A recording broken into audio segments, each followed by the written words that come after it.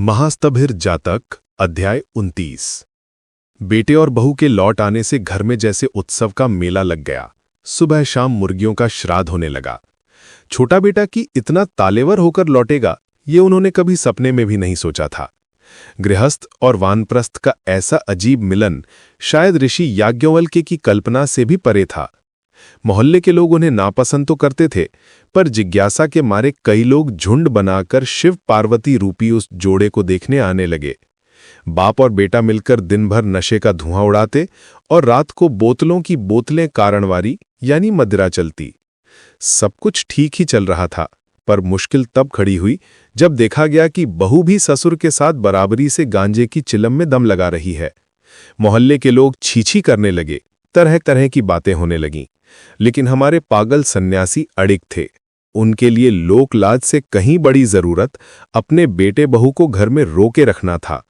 वे चाहे बदतमीजी करें या जो जी में आए करें, बस आंखों के सामने रहें, यही उनकी इकलौती प्रार्थना थी। लेकिन इंसान का मन भी बड़ा विचित्र होता है। गृहस्थी के भीतर साधना के तमाम इंतजाम होने के बावजूद एक दिन वे घरेलू बंधन तोड़कर फिर से लापता होने की राह पर निकल पड़े। उसके भी करीब 6 साल बाद एक दिन वो बेटा अकेला लौटा। उसकी संगिनी अब साथ नहीं थी।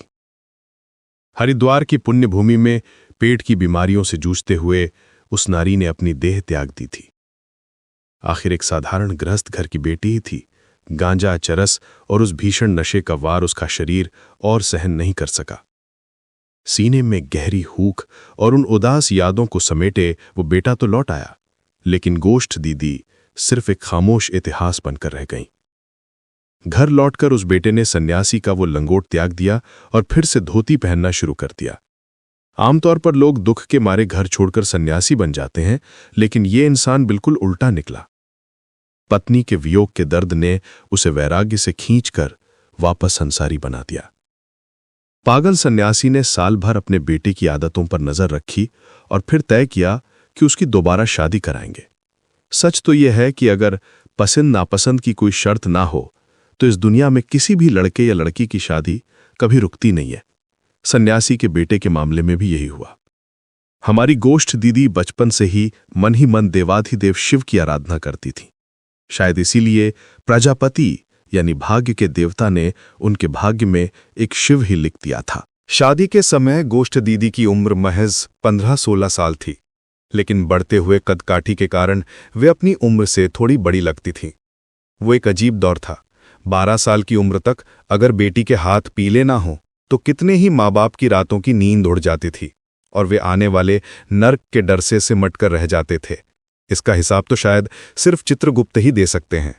बचपन से निकलकर किशोरावस्था के उन रंगीन दिनों में जब एक लड़की के मन में सपनों का माया जाल बुनता है, बारिश की धुंधली सुबह में सूरज की मध्यम किरणों की तरह जब एक नई संवेदना पहली बार मन में हलचल मचाती है, ठीक उसी मोड़ पर खड़ी गोष्ठ दीदी के कानों में शहनाई के सहाना सुर गूंज उठे।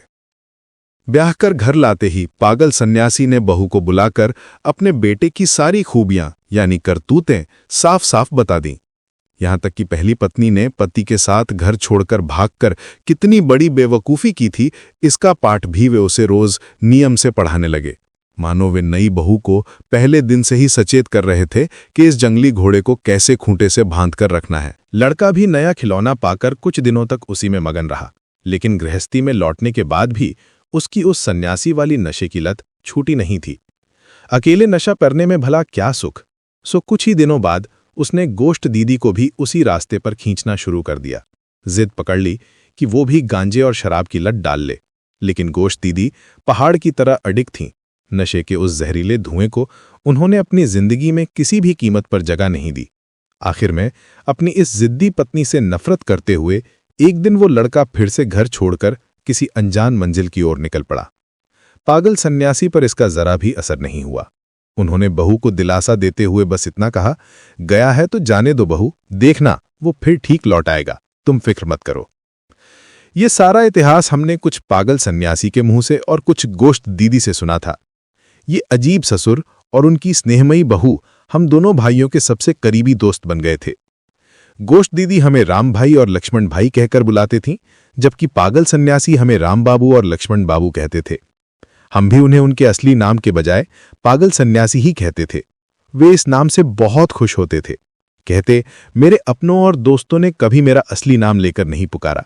तुम्हारे पास अंतर्दृष्टि है बेटा, यही नाम मेरी असली पहचान है, मेरा स्वरूप है। एक दिन दोपहर बाद जब हम गोष्ठ दीदी के साथ गपशप कर रहे थे, तभी पागल सन्यासी वहां आए और हम दोनों भाइयों को पकड़ लिया। फिर बड़े ही खास अंदाज में हमें अपने उस खास कमरे में ले गए। कमरे के भीतर कदम रखते ही हमारी आंखें फटी की फटी रह गईं। एक विशाल हॉलनुमा कमरा जिसके चारों तरफ 8-10 दरवाजे खुले हुए थे। एक गंभीर मगर जादुई माहौल में हम जैसे किसी नई दुनिया के सामने जा खड़े हुए थे। उस विशाल हॉलनुमा कमरे के 8-10 दरवाजों में से सिर्फ एक ही खुला रहता था, बाकी सब बंद। नतीजा ये था कि भरी दोपहर में भी वो कमरा एक रहस्यमयी जादुई अंधेरे में डूबा रहता था। दीवारों से सटी बड़ी बड़ी अलमारियों में किताबें ठसी पड़ी थीं, जैसे किसी ज्ञान भंडार की पहरेदारी कर रही हों। एक कोने में एक संकरी सी खाट पर गेरुआ चादर और तकिया लगा था और उसके चारों तरफ बेतरतीब ढंग से ढेर सारी किताबें बिखरी रहती थीं। सन्यासी महाशय उस खाट पर बैठते थे और हमें सामने रखे मानधाता के जमाने उन 2 सोफों पर बैठाते थे। डफ साहब के स्कूल के वो पुराने जमाने के किस्से, अंग्रेज शिक्षकों का मिजाज और उनके पढ़ाने का अंदाज, न जाने क्या क्या सुनाते थे वे। उठते वक्त बड़े ही स्नेह भरे स्वर में कहते, देखो जब तुम लोगों से दोस्ती हो ही गई है तो रोज आया करना, समझे। सचमुच सन्यासी महाशय जैसा हर विषय में उदार और निराला इंसान मैंने अपनी जिंदगी में बहुत कम देखा है। हमारी उम्र तब मुश्किल से 10-12 साल रही होगी और उनका शरीर 70 की दहलीज पार कर चुका था। मगर ताज्जुब की बात यह थी कि हमारे और उनके बीच कभी कोई मानसिक दूरी महसूस ही नहीं हुई। हमारे लट्टू घुमाने, पतंग उड़ाने, यहां तक कि छोटे-मोटे जानवर पालने की खुशी में भी उनका उत्साह हमसे रत्ती भर कम नहीं होता था। मोहल्ले के लोग क्यों पीठ पीछे उन्हें बदमाश कहते थे, ये बात हमारी समझ से बिल्कुल बाहर थी। उनके सामने हमारी कोई बात छिपी नहीं थी। हम कहाँ जाते हैं, कैसे लतू यानी सुल्ता के घर जाने के लिए घास वाले को चकमा देते हैं, हमारे उन तमाम पेतरेबाजियों और फंदों की बातें सुनकर वे खूब मजे लेते और हो करके हंस पड़ते थे। उस दौर में शिक्षित हों या अशिक्षित, बहुत से लोग बात बात में ब्राह्म समाज का मजाक उड़ाते थे, लेकिन सन्यासी महाशय के मुंह से मैंने कभी उनकी बुराई नहीं सुनी, बल्कि ब्राह्म समाज का जिक्र आने पर वे हंसकर उसे टाल देते और कहते, उनका ख्याल है कि वो समाज सुधार करेंगे तो भाई करने दो ना। शायद वो शनिवार का दिन था। दोपहर के करीब 3 बज रहे होंगे। उनके कमरे में जाकर देखा तो वे बिस्तर पर आधे लेटे हुए बड़े तल्लीन होकर कोई किताब पढ़ रहे थे। हमें देखते ही उन्होंने किताब एक तरफ रखी और उठकर बैठ गए। आओ आओ राम बाबू, लक्ष्मण बाबू, बैठो बैठो, मन तुम दोनों को ही ढूंढ रहा था, बिल्कुल सही वक्त पर आ गए। उत्सुकता में मैंने पूछा, क्या पढ़ रहे थे? उन्होंने जवाब दिया, अरे इसीलिए तो तुम दोनों की जरूरत है, शैली को पढ़ रहा था। भाई अकेले अकेले ऐसी कविताएं पढ़ने में वो बात नहीं आती, बड़े असमय आए हो तुम लोग। इतना कहकर उन्होंने अलमारी से साही के कांटों की नक्काशी वाला एक लकड़ी का बक्सा निकाला। हमारी 4 उत्सुक आंखें तब उस बक्से पर टिकी थीं। बक्से से करीब 1 हाथ लंबी चटक लाल रंग की एक तांबे जैसी चिलम बाहर निकली। एक मामूली सी चीज, पर उसका वो अद्भुत रूप देखकर हम दंग रह गए। मन कर रहा था कि एक बार उसे हाथ में लेकर देखूं, पर हिम्मत नहीं हुई। इसके बाद निकला चंदन की लकड़ी का एक छोटा चकता और सीप के हैंडल वाला एक चमकदार चाकू। चांदी की पानदान से कुछ जड़ी बूटियां निकालकर और उनमें कुछ बूंदे गुलाब जल की छिड़क कर जब वे तैयार हो रहे थे, तभी उन्होंने कवि शैली की जीवन कहानी शुरू की। कवि का वो विचित्र संघर्ष, उनका प्रेम, घर वालों से झगड़कर शादी करना और फिर एक नई संगिनी के साथ अनजानी राहों पर निकल पड़ना। किसी उपन्यास से भी ज्यादा रोमांचक उस कवि की कहानी सुनते सुनते हमारे किशोर मन में एक अनकही पीड़ा जाग उठी। समुद्र के पानी में डूबकर हुई उनकी वो मौत जैसे हमारी आंखों के सामने एक उदास तस्वीर बनकर उभर आई। बातों के बीच उनके हाथ बिना रुके बड़ी निपुणता से चल रहे थे। चिलम के कुछ जोरदार दम यानी कश लगाकर दहकती आग की हल्की तपिश के बीच उन्होंने कमरे के भीतर जैसे धुएं से घिरा एक मायावी बादलों का लोक रच दिया। जब वो धुएं की कुंडलियां धीरे धीरे हॉल के फर्नीचर को धुंधला कर रही थीं, तब पागल सन्यासी ने वो पुरानी किताब बड़े प्यार से उठा ली। पन्ने पलटते हुए उन्होंने हमारी ओर देखकर एक छोटी सी फीकी मुस्कान दी, फिर बोले, आज तुम्हें शैली की कविता सुनाऊंगा। डरना मत राम बाबू, भाषा भले ही अंग्रेजी हो, पर मैं इसे तुम्हारे मन के भीतर इस तरह पिरो दूंगा कि समझने में जरा भी तकलीफ नहीं होगी। किताब के उन जीर्ण पन्नों से एक नाम उभर कर आया, एलस्टोर। पहले उन्होंने कविता का गहरा दर्शन और उसका मूल भाव हमें बहुत ही सरल तरीके से समझाया, और फिर शुरू हुआ वो बेमिसाल पाठ। ऐसी बुलंद और गंभीर आवाज मैंने पहले कभी नहीं सुनी थी। उस विशाल कमरे की हर दीवार से टकराकर गूंज पैदा करती हुई उनकी आवाज किसी बादल के गरजने की तरह हमारे कानों में पड़ने लगी। उन अंग्रेजी शब्दों के पूरे मायने शायद हमारी किशोर बुद्धि पूरी तरह पकड़ नहीं पा रही थी, पर उनकी आवाज का वो उतार चढ़ाव और कविता का वो सुर हमारे पूरे शरीर में एक अजीब सी सहम पैदा कर रहा था।